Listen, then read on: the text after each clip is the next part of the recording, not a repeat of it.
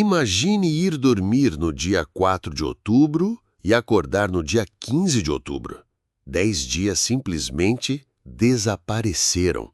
Não foi profecia, truque ou lenda urbana, foi uma decisão oficial que reposicionou o relógio do mundo.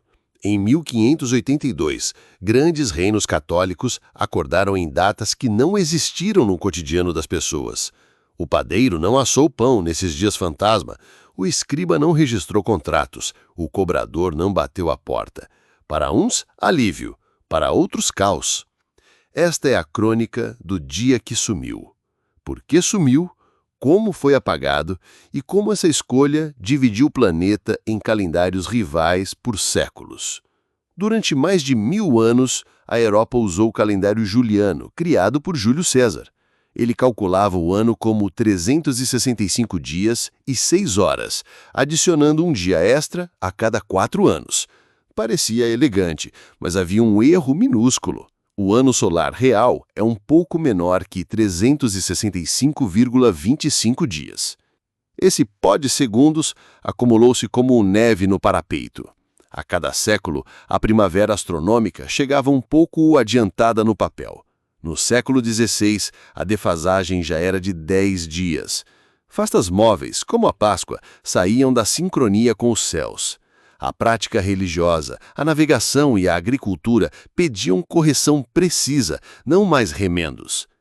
E por que a Páscoa era tão importante para justificar uma mudança tão drástica? A Páscoa, a maior celebração cristã, é uma festa móvel. Sua data depende da primeira lua cheia da primavera no hemisfério norte. Com a defasagem do calendário, a Páscoa estava sendo celebrada cada vez mais longe do equinócio de primavera real. Isso era uma afronta teológica e astronômica para a Igreja. A missa da Páscoa estava acontecendo no tempo errado. A Páscoa, afinal, não é apenas um feriado, é um evento cosmológico. E o calendário juliano estava falhando em cumprir sua promessa de alinhamento com os astros. O descompasso entre o calendário juliano e o ano astronômico não era um segredo. Já em 1215, no Concílio de Latrão, a Igreja tentou corrigir o problema. As tentativas fracassaram. Houve até propostas de mudar o calendário em concílios anteriores, mas a política e a dificuldade em chegar a um consenso sempre adiaram o ajuste. O Papa Gregório XIII, no entanto, estava determinado.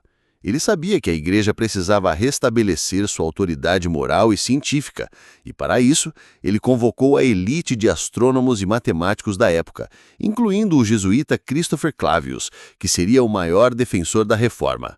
A reforma não era apenas um ajuste técnico, era um ato de fé e de poder. Uma forma da Igreja de mostrar que estava no controle, alinhada com as leis divinas e a ordem do universo.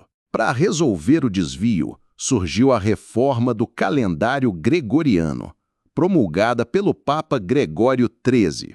Por trás do decreto havia ciência, cálculos de Aloysius Lilius e a defesa matemática de Christopher Clavius.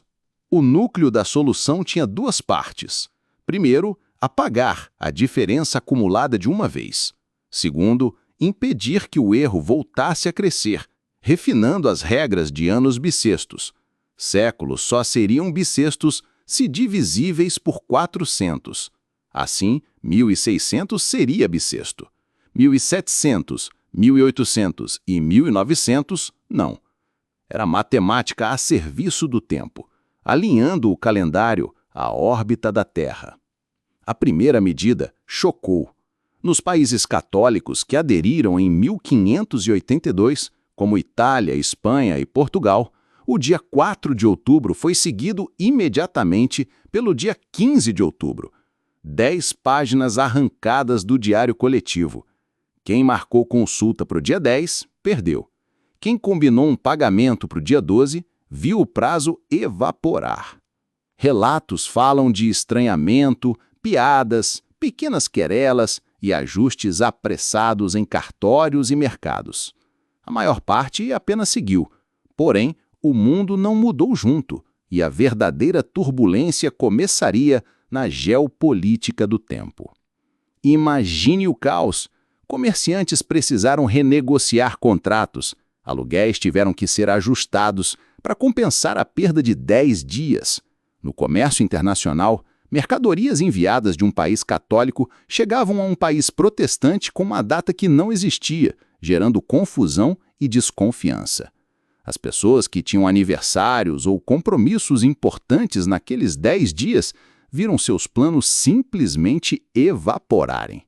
O roubo de dias se tornou uma piada de mau gosto, mas a realidade por trás dela era séria.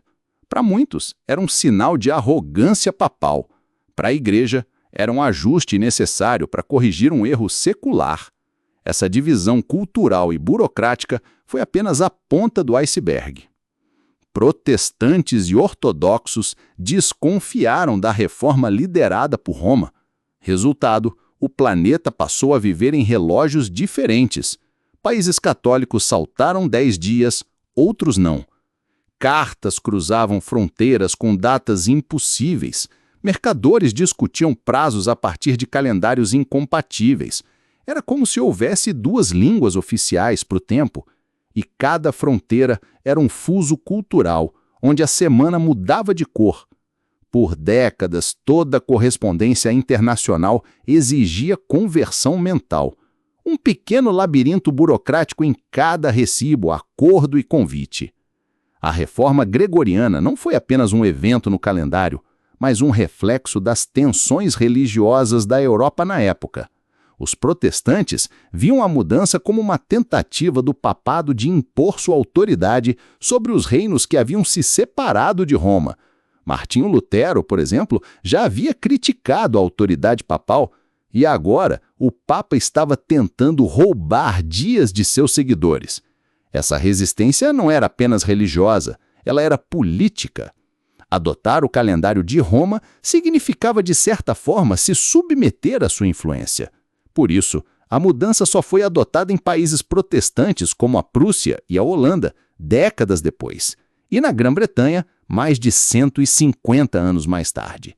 A Europa se tornou um quebra-cabeça de fusos temporais, com cada nação vivendo em sua própria realidade cronológica.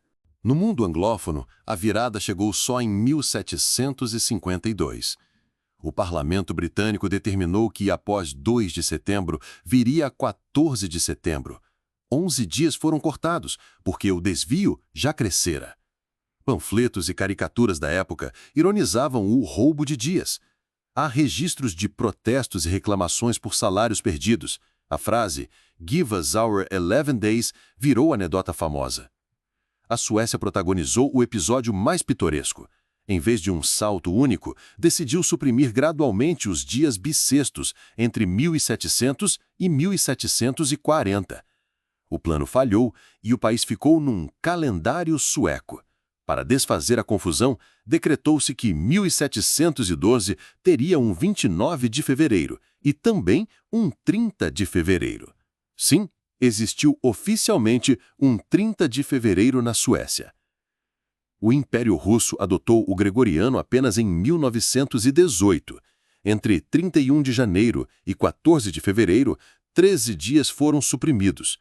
Isso explica um detalhe histórico. A Revolução de Outubro de 1917 aconteceu em outubro no calendário juliano, mas em novembro no gregoriano. No fim, o dia que sumiu foi menos um truque e mais uma cirurgia de precisão. Para reconectar a contagem humana ao relógio cósmico, foi preciso aceitar uma ferida controlada, arrancar páginas do calendário. Quando hoje um aplicativo marca equinócios e eclipses com os segundos de margem, há um legado direto daquela decisão de 1582. O tempo não mudou de curso, nós mudamos a régua. E no processo, aprendemos que administrar o tempo é administrar a própria história. Se esta investigação te deu novas lentes para olhar o calendário, há mais dossiês à sua espera. Gabinete de Curiosidades publica histórias reais que parecem ficção.